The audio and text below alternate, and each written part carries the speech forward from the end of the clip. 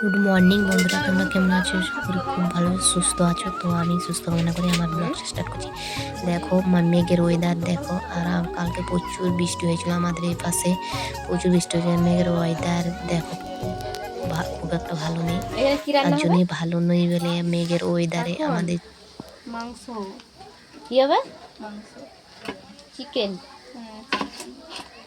এখানে আজকে মেঘের ওয়েদারে আজকে চিকেন রান্না হবে স্পেশাল করে, জমিয়ে খাওয়া যায়। খাসিটা হলে ভালো হতো আর কি, মাটনটা হলে নাকি। আর এই যে এখানে ধনা পাতা আর এখানে মশলা বাটা আছে।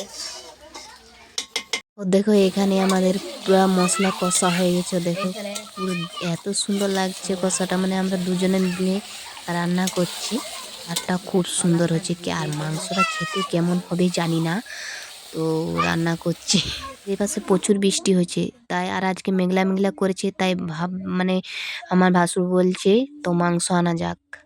যাই হোক, তারপর দেখো ধনে পাতাটাও দিয়ে দিলাম। ধনে পাতাটা মানে আমাকে ধনে পাতা খুবই ভাল লাগে। আর মাংস মানে মশলাটা এখন কষা, মানে ভালো করে কষলে মানে তাহলে মশলাটা গন্ধ করবে না। বাজে প্রায় 10টা, তো আমরা রান্নাটা করে নিচ্ছি তাড়াতাড়ি করে, তার কারণ হলে ঘরে বসলে থাকলে তো হবে না, আমরা গ্রামের মানুষ বস, ঠিক আছে। তো আমাদেরকে মানে মাঠেরও কাজ করতে, এখন ধানের কাজ চলছে, তো রান্না বান্না করে দিয়ে ধানের কাজে লাগতে হবে। তাই মেয়েদের কোনো শান্তি নেই জানো তো, তো বাড়ির কাজ সেরে আবার মাঠের কাজে যেতে হবে।